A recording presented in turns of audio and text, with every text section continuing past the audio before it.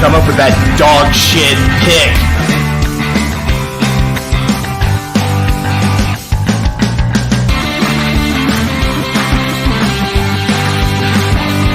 What the fuck were we thinking? What the fuck were you thinking?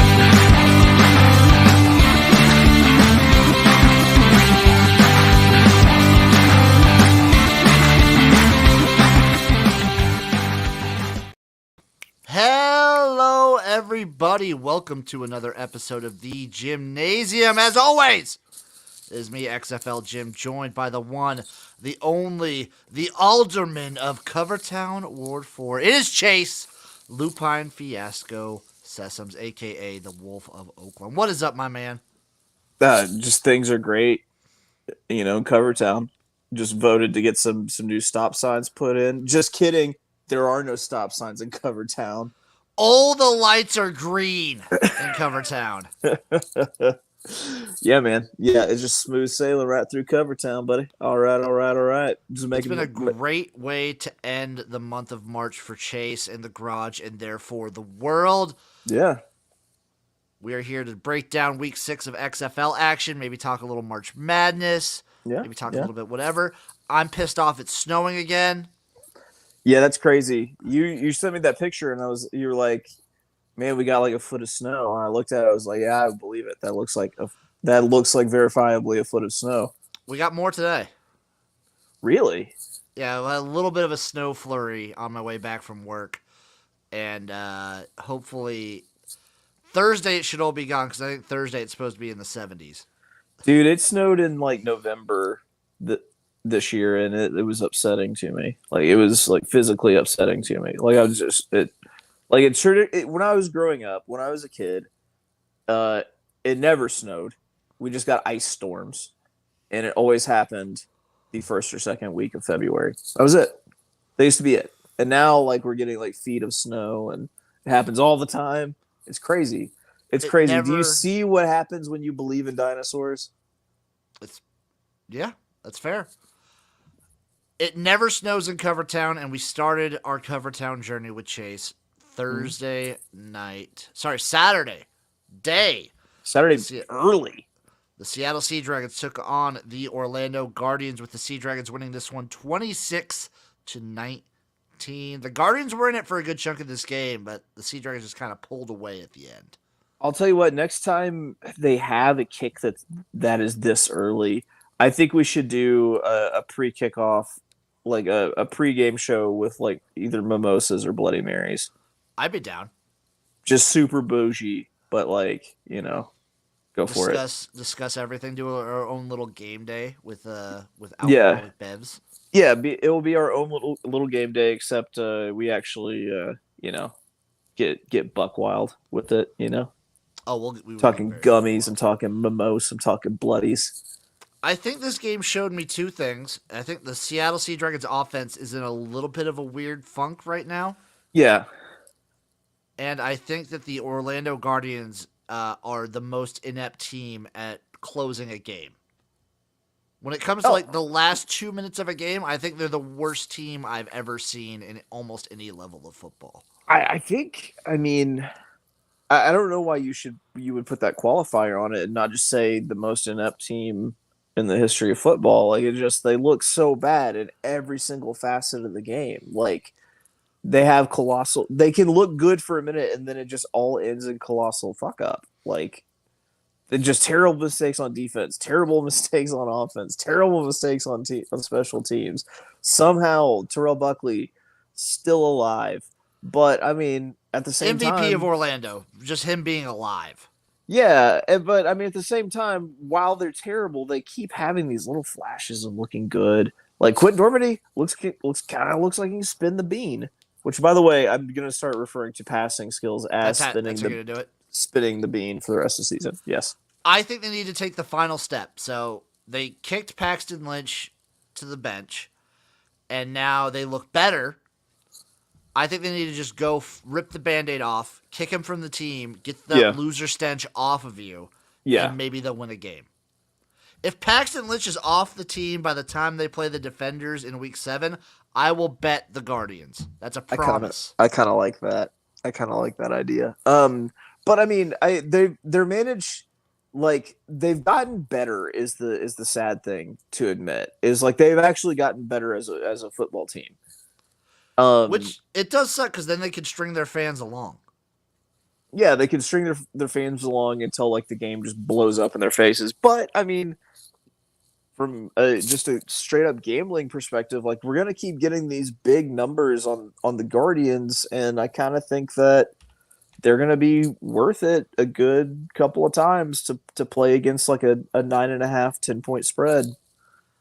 I mean, yes, I would agree with that.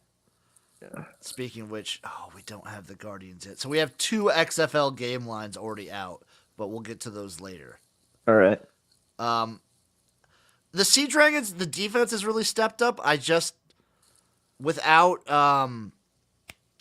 what's the running back's name? Is it Aitman? No, it was like Pearson, maybe. Ellison.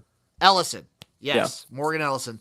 Without him, they have 0 run game. Literally 0. No, yeah, they don't. They don't, and you can really tell that they're like. It really seems like there is a rift between like Ben DiNucci and Josh Gordon, and that like Josh Gordon is literally just out there like running, doing whatever he wants to. Like I mean, you can tell like these teams don't seem to be worried about Josh Gordon because they seem to D up Pearson a little bit better, than some of the other guys too. They need to fix that rift because if they ever do fix it, and then they're still not guarding Josh Gordon, he could stunt on fools.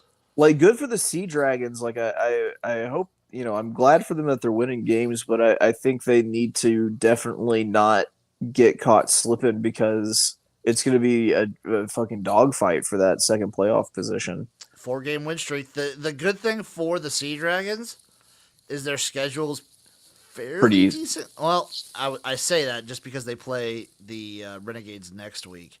Yeah. But they've already lost to the Renegades once. True.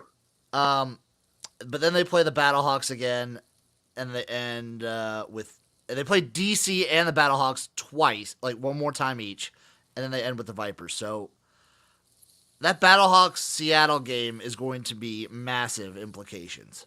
Yeah, that probably will seal up the second seed for one of those teams. I would think so. That comes in week 9. Yeah, that's huge. If it isn't sealed up by that point, like if one team doesn't just like trend down and one trend up, like then yes, that will be for who gets to play the Defenders in the first round. Speaking of which, let's roll on into game number 2. We had the St. Louis Battlehawks taking on the Vegas Vipers. The Battlehawks, I'd say this was easily the biggest blowout of the week. 29-6. Yeah, it was. And I mean, I think it was kind of a classic fade spot for the Vegas Vipers because they're coming off of their first win of the season. They had just given DC a game kind of in DC.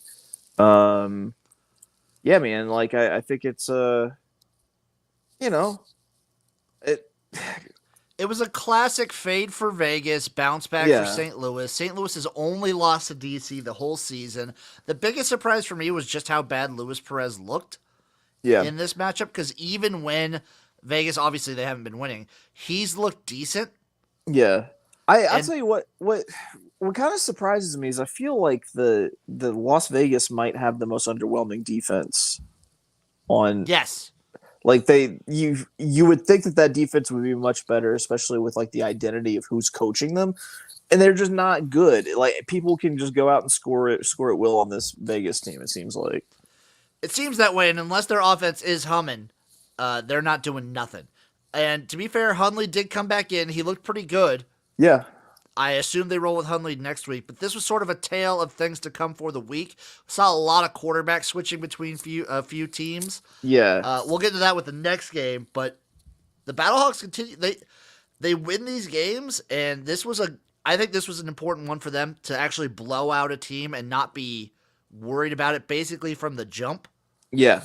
I feel like this is like their first like gate to wire victory of the entire season so far. But yeah, I think what's just great for the Battlehawks is that their run game is starting to show up a little bit.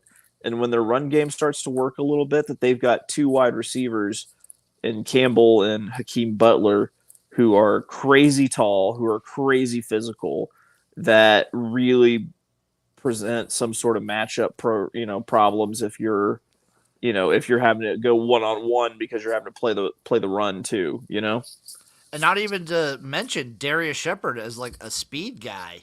To kind of take a little bit off the top. Like this team, when the chemistry is building, I think this is a team that can be more dangerous as the season goes on. I think the Battlehawks are looking mighty fine. At this point, if you give me the Battlehawks versus the Defenders in the first round, I know they're playing at DC, but given the fact that they're going to be playing for the third time, you give me the Battlehawks. You've taken them every time, I believe. Yeah, I have.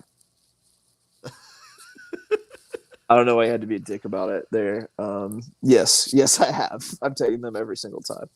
Game number 3, we had the San Antonio Brahmas versus the Arlington Renegades. The Brahmas win this one 15-9. Call me Tommy Brahma, baby. Both teams playing multiple quarterbacks throughout the game. Kyle Sloter, Drew Plitt, Jawan Pass, and Kurt Benkert all getting time in this game. Yeah. Not to mention even Jaquez Patrick taking direct snaps in the Wildcat at some point. So let's add him into the quarterback mix too. I'll tell you what, it was a good time to be a Brahmas backer. Managed to catch them plus money on the money line, Yep. Which that was I'm really glad, because I've been so wrong about them on a couple of times. I'm glad I finally got one right with them. It just seemed like the right spot though. I was saying this is a can't lose. You could not lose this game if you were the San Antonio Brahmas. Yeah. They did not. Still alive for the playoffs. Yeah. The Renegades offense is bad, terrible, awful. Just so you are aware, Chase, both these two teams, 2 and 3 in the South, the two worst scoring offenses in the league. Yeah. Worse than the Guardians. Both of these teams by a wide margin. There's absolutely no explosiveness to either of those teams, and I don't I mean, at least one of them has a run game that can kind of get something going, but yeah, they don't have somebody who can actually throw the ball, get it going. They really don't, and you definitely can't when you're swapping in quarterbacks left and right. Yeah. Jawan Pass looked pretty good, but he never had time to develop. I thought Drew Plitt looked the better of the two this week over Kyle Sloter, and it's going to go that way. It's going to be that way going forward because Kyle Sloter no longer on the team. There's all right, so there's 8 teams. We've probably seen about 20 quarterbacks play at this point, at least something like that. It's been an insane amount of quarterbacks. Yeah, man. I wonder what happens. I wonder how much that fucks up Sal Canella's juju. Does Sal Canella just say I'm out too? No, because he looked pretty good with Plitt. He did. Yeah, I don't know. There's just they can't protect their quarterback. There's nothing explosive to their offense really. Even though they did have one deep explosive play yesterday, that was the longest play from scrimmage in the XFL at that point because someone fell down on defense. Yep. Also, this game, as bland offensively as it was, did have one of the sickest catches I've ever seen in my life. Which one? That end zone catch, I believe it was. Which receiver was it? I want to say it was on the Renegades. I want to say that it was. Was it Peyton or was it? It might have been Vasher's on San Antonio. Actually, I don't think so. There was one touchdown throw from both between 4 quarterbacks. There was one touchdown pass. Yeah, technically 5 because we're forgetting Jaquez Patrick. Lujuan, well, no, he didn't have a touchdown pass. Oh yeah, between 5 quarterbacks. Yeah. Lujuan Winningham had the diving back catch in the end zone to try and mount a sort of Renegades comeback. Yes. It was sick. It was one of the sick. I've me on Twitter Byron Hayes tomorrow. You were breaking up. I heard nothing And that you just said. yeah, I know. I saw that my internet thing went down. I saw people online saying that, like, DM me saying that they need to fire Jonathan Hayes tomorrow, and if he doesn't, Bob Stoops needs to go. Oh yeah, that's I don't know if a I'm. great plan. I'm sure that's the first thing on the Rocks list of things to do is to make sure that the Arlington Renegades get rid of Bob Stoops.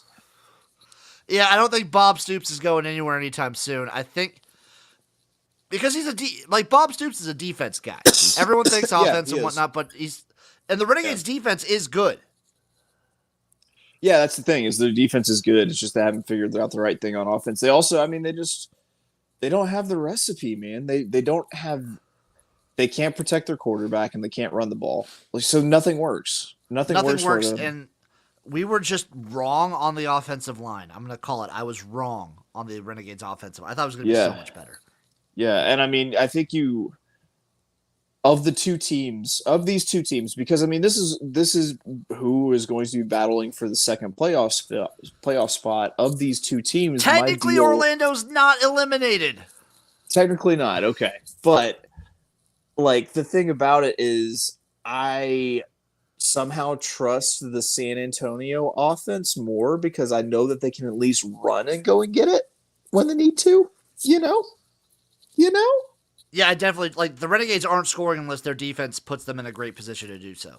Yeah, That's pretty much. the only time they've really had success this entire season. Like they both rely heavily on defensive scores or defensive field flips to put them in good position. Basically, the South is just Houston. Yeah, but I still think they go on a lose. It's my hot take. This is my hot take. Is I actually think that they're going to keep trying to go back to Brandon Silvers because Wade Phillips is old school like that, and that they're going to go on a losing streak, and that they are going to miss the playoffs. I really hope. I said it. For them to miss the playoffs, so they'd have to drop below both the Renegades and the Brahmas. Yeah, it's possible.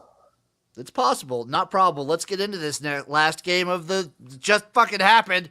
Roughnecks lost to the Defenders 26-37. And do we ever lord over Covertown? Let's go. Let's hit the all 4 games parlay from this weekend. Bingo bango. Beautiful. Yeah. For one, they put they put fight milk like in the water coolers whenever they play in DC. Like there's just violence in that city. It's just like it's held over from the crack epidemic of the 80s. It's just a lot of pistol play going down in that stadium. Yeah, man. Like I love how chippy it gets in there, but it seems like they're gonna lose control of one of those games. The Santa Clausification, the Disneyfication of the beer snake continues, and I hate it. Yeah, I'm almost on the anti-beer snake train. Yeah. Almost. So Brandon Silvers got his clock absolutely cleaned by Dr. Heat at least 3 times in this game. He was getting annihilated. Yeah, Dr. Heat was pressing all the right buttons when it came to pass rush tonight. And I'll give the Roughnecks credit. For the good chunk of this game, they held DC pretty well against the run. They really did. Like, it's a little bit skewed, of course, because of what Abram Smith did last week. Like, running for, 200 yards on 11 touches with a couple of just, it skews a little bit. Yeah, they seemed content to let Tomu throw, and they didn't really have to go to Derek King. Like, even, I feel like there was some, nah, fuck you, though, dog. Between the two coaches, because it did seem like DC was not content to run the clock out. Like they seemed very happy to keep trying to score late in that game. They definitely did, and this game had 3 distinct parts of it to me. So obviously, the first quarter, Houston comes out, they look great for a good chunk of the first half. That's good, Brandon Silvers. I was worried that I was gonna get evicted from Covertown after that first quarter. Yeah. Second quarter happens. It's classic Brandon Silvers, just getting annihilated out there, not looking great. DC pick 6, they score on their own. They do it great. Yeah. Second Which, half by the starts, way, Woo Pig Suey, we see you, Santos Ramirez. Yes. With the pick 6. Second half begins. Houston is basically going into full meltdown mode at this point, where they're having players get ejected. They're apparently spraying the refs with For water. some water bottles, yeah. What a bitch move. And then Houston, they get rid of Brandon Silvers. They put in Cole McDonald. And they When look did Cole really McDonald good. come in? When they started scoring points. So, like, the fourth quarter? Yeah. So, do you want to hear these stats? Yeah, they're Brandon ridiculous. Silvers played for 3 quarters, right? Yeah. 10 for 17, 111 yards, 1 interception. Yep. Cole McDonald, who came in the fourth quarter, Not as many passes. 8 of 11. Way more yards. 194 yards. Way more touchdowns. 1 touchdown, infinitely more touchdown. Yeah. 6 rushes for 37 yards and a touchdown. Yeah. He was the leading rusher, which again, you gotta have some. It help. Like DC has the best run game. They are the best team. It helps. Yeah, man.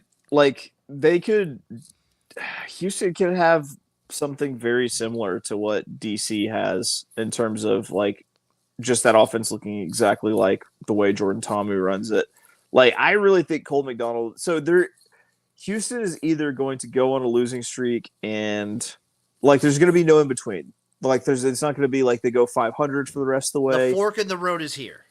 Yes, they're either going to go with Cole McDonald and suddenly they're never going to lose again, or they're going to stick with Brandon Silvers. They're going to go on a losing streak and they're going to miss the playoffs.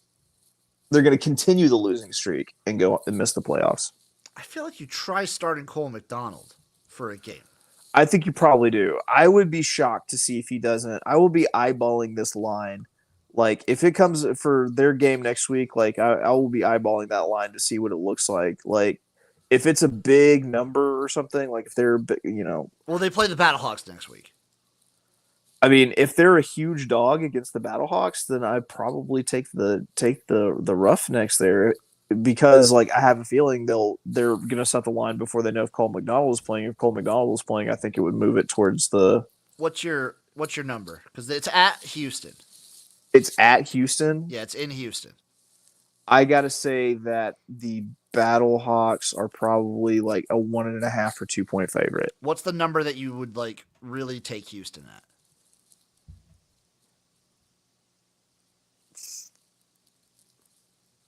3.5, honestly. I was gonna say like 3.5, 4 points. Yeah, it's 3 just because of the way that they do the extra points. Like it seems like multiples of 3 is what you have to stick with.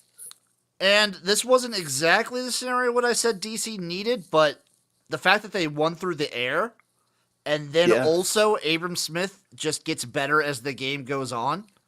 Dude. This was like a very complete game from the defenders. They look the part. They're not just the run team. They are the all-around best team. And holy fuck, do they hit people. Dude, they hit. Hard. They Dr. hit He hard. has them drinking that fucking Looney Tunes power juice. On the haterade, just let that hate out. Open up your hearts. Like, dude, they hit Brandon Silvers so hard in this game. Davin Bellamy absolutely cranked Brandon Silvers. God, he did. It was beautiful. I love Davin Bellamy, by the way. I'm not just saying this because he liked something I did on Twitter earlier. It's because we've always been a pro Davin Bellamy pod. We have. I can confirm this. Yeah, it's true. It's true. So we have odds out for 2 of the games next week. Let's hear what we got. Oh, do you want to power rank before we? Let's power rank real quick. So they have the official standings, and then we can go through our power rank. Let's do our power rankings real quick. So start at the bottom. I think we're both Guardians, right? Yeah, they have to be Guardians. I'm putting the Vipers next. Yes, I think it has to be the Vipers at 7. I feel like the Renegades and Brahmas are almost interchangeable for me. At 5 and 6. Yeah, pretty much. But I'm gonna put the Renegades 6 because I feel like somehow I feel like the Brahmas still have more upside. I think that's fine. I would have put the Brahmas 6 last week after their loss, but now that they beat the Renegades, switch it. Just switch it. So 4-3-2 are also interesting to me. Yes. So Because 4 like the is Battlehawks, obviously Sea DC. Dragons, Houston Just are all kidding. 4-2. Yeah. No. So of those 3 slots, right now, I think I put Houston number 4. I was going to say the same thing. I think I would put Houston on the bottom. It's the John Trey Franklin uh injury. I think it basically was a game changer for Houston, and he's not Oh, going to be back for the rest of the Kirkland season. not being there is Kirkland, yeah, massive. Sea Dragons maybe next. yeah, because they have such turnover issues. Like they're going to end up with a negative turnover differential for the year, Uh, hands down, hands down. by Battlehawks, large multiples. Yeah, Battlehawks 2, hands and then down. Defenders Yeah. obviously number 1. Yeah. Like whenever like St. Louis wins a game that and has control of it, like they look good. They look like a visually very, very good team. It's the same thing with DC. Like when DC is going, like they look visually good. The big difference is that Seattle will like give the other team a shot with a Ben DiNucci turnover at least. That's once. the thing. Yeah, and see, I think that's what separates it too. It could, because like if you look at it statistically, you're looking at like statistically like the best offense with the best, fantasy players and everything. But if you watch them play, they feel like they're constantly in line to lose a game, no matter who they're playing against. So that's why I think that they're on the lower end of the totem pole. You know that in the Sea Dragons lost to the Battlehawks, DiNucci had 0 picks, 0 turnovers. That is amazing. That's why I think he needs to at least get 1 out of his system in a game to win. Just go ahead and vomit that ball I up. honestly think in all of their wins. Yeah. Let me see. What do you have in the Defenders? How many picks did he have? 2. I think he needs to at least get 1. Because we chalked up the Sea Dragons loss to the Defenders. They only lost 18-22. We chalked that up to them like kind of ruining the momentum by putting Steven Montez in. Yeah, we did. But I believe in every victory they've had, they're on a 4-game win streak. I'm pretty sure that he's thrown at least 1 pick in every game. Yeah, man. No, I think he has. I wouldn't be surprised if he's thrown. No, he just threw 1. Okay, I was gonna say I wouldn't be surprised if he's thrown 2. He's at least had a couple of multiple interceptions. I think he's averaging at least 1 to 2 per game. He's at the 1.5 right there. Yeah, it's absolutely insane. So next week, the games that we have lines for, the first 2, we have the Seattle Sea Dragons at the Arlington Renegades. Sea Dragons are -4. With a total set at 37.5. All right, so I've been betting unders on all these Arlington games. I've been betting overs on the Sea Dragons. I've won all my Arlington bets. I've been losing these Sea Dragons ones recently. So something's got to break here. No, I've been losing these friggin' Sea Dragons ones. Yeah, so, man, what do you do? Do you go under again? I think I go under. But this total might go up. Yeah, the total might go up.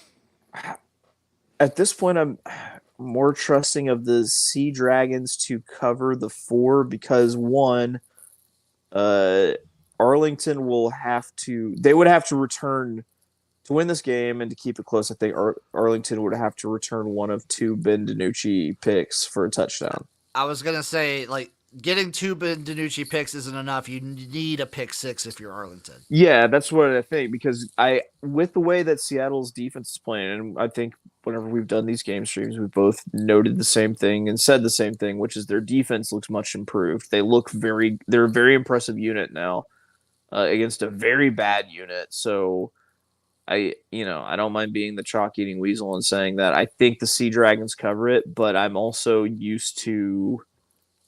very uneasy anytime I endorse the Sea Dragons now.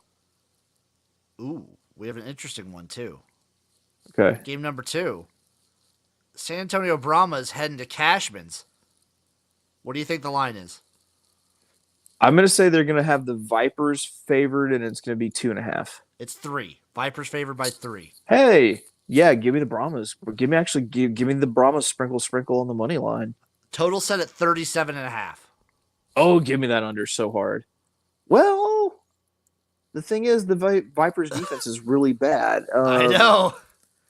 So that doesn't take much for them to say they score 2 touchdowns, get 2-point conversions. They're at 16. The Vipers offense isn't terrible. And then you also have the Brahmas defense being capable of scoring it might be an over. It could be an over. Sneaky over. San Antonio scored 15 last week. They scored 10 the week before. Yeah. 6 the week before that. Yeah. These are so before last week, these are Jack Cohn games. This is Colby football is what this is. 13 before that. Yeah. 30 against Orlando. In week 1. Week 2. Week 2, yeah. 15 against St. Louis. They've scored more than 15 points one time. It's crazy. It still feels like a sneaky over, though, because that Vegas defense is very bad. Vegas defense is very bad, and I think the Vegas offense won't be that bad 2 weeks in a row. Vegas has, of the quote-unquote home field advantages, Vegas has the very worst in the league. So, I don't know. I think that's a straight-up Brahmas money line play. I think you ride the hot hand and see if they can do it again. Because what are you getting on the money line right now? They don't have it posted right now, but you're probably going to be getting like plus 175. That's pretty good. That's a pretty good number. It's not double digit. I mean, it's not 2-1, but it's nice. And basically, when Vegas has been playing like these lower tier teams, they're like as good as the defense is for the Renegades and like the Brahmas and whatnot. When they're playing these lower like level teams, they're scoring around like 20 to 26 points. It's when they play the upper tiers like the Battlehawks, the Defenders, and whatnot that they get just shut down. Yeah. Yeah, for sure. Yeah. Don't have lines out for these next two because like obviously these guys all just played this time, but we have the Defenders versus the Guardians in Orlando. I bet that's like a 10.5 point fucking spread. Yeah, I could even see. I would say anywhere from 10.5 to 11.5. And then the Battlehawks at the Roughnecks. I think that you'll see like the Roughnecks as you either it might be a pick'em. They might have it as a pick'em to start. I was gonna say it might be a pick'em. Yeah. I could see it pick'em, or I could even see like Roughnecks -1. Giving them the slight nod for the home field. Yeah. No, that makes sense. I think so. Like, I don't know. I'm just excited. Like, I'm gonna try to uncork another all 4 games parlay next weekend, and because it seems so easy now. Like, I can just do it every single week. Once you do it once, now it's easy. Yeah, pretty much. No, it's shaping up. Like, I think it's starting to get interesting. I really think that we're gonna have like a major shakeup, and it's gonna be something like the Roughnecks not making the playoffs, or the Brahmas sneaking up and getting it in the last second. Or it'd be very funny if the Defenders didn't make the playoffs. They're not locked in. No one's locked in or out yet. Yeah, technically, both Vegas and Orlando are still alive. That's amazing. That is amazing. How about that March Madness, Jim? I was just about to say, so we're coming up week 9 of the XFL. Basically 2 weeks from Saturday is week 1 of the USFL. Whew. So we're going to have 3-4 week overlap? So we get week 9 with week 1, week 10 with week 2, playoffs with week 3, championship with week 4. Yeah, so 4 weeks of overlap. 4 weeks of overlap. That kicks ass. That kicks so much fucking ass. Yeah. Means I'll have 8 games. Dude, we'll be able to play the spring league Megatron parlays. Oh, yes, we will. Oh, Jesus Christ. I love it. How about that March Madness? How about the Mountain Best? How about they might have been gifted their appearance. tomato, fuck Creighton, but whatever. Yeah, I had a feeling that sentiment would creep in there for you. Yeah, man. I think what can I say? It's exciting. It's the most exciting tournament that I've seen in my I don't know, probably since George Mason made their Final Four run or something. But like, I don't know, they still win against one seeds. Like it is really good. Like, and don't think that FAU is just going to be like happy to be there. That team has won like 35 games this year. How pissed off are people that have had Memphis futures? Oh, very. Because you have to think that like Memphis might have been able to make a run fairly similar. That game was down to the wire.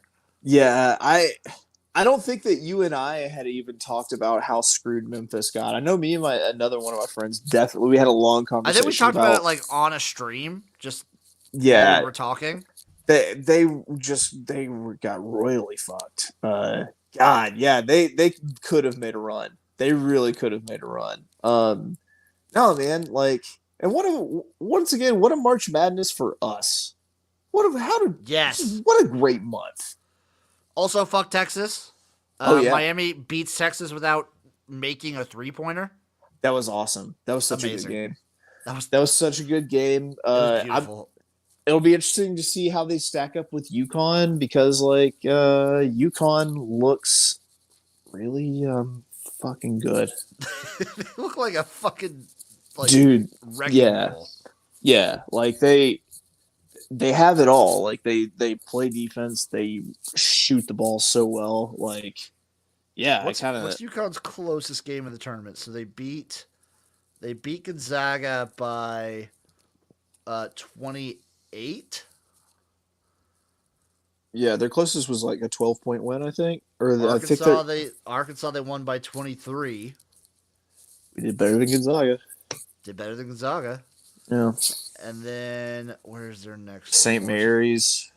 I think they just wrecked St. Mary's. I think you're right. So bam.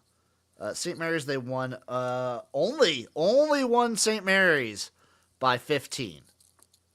There we go. Dude, then Iona they won by 24. They just come out of the half and just like put the anaconda squeeze, like just squeeze the life out of you. Like, it is insane how well they shoot, how well they play defense, and then they just go on these huge runs and blow people out. It's absolutely. I'm trying to look right here. So in the month of March they had one loss, and that was the Big East tournament final to Marquette. Jesus Christ. They lost by 2. Insane. It's insane. If I had to pick, this is not my final decision, but I think you see FAU and UConn. I think so too. And I think you see UConn win it all. Can you still bet the exacta? Like the UConn beats it? I mean, you probably can't get dick for it anymore. You probably can't get nothing for it. Yeah. Let me see. March Madness futures. UConn minus 125, by the way. Yeah, it's something. No, they just had the outright winners. You get UConn at minus 125, San Diego State plus 365, Miami 5-1, FAU 6-1. Dude, I'd take the sprinkle on FAU. The team just doesn't know.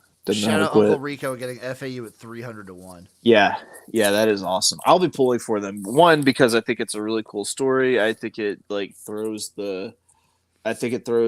piss in the face of the people who say that like NIL is ruining college sports and that only the good teams will stay good because of NIL.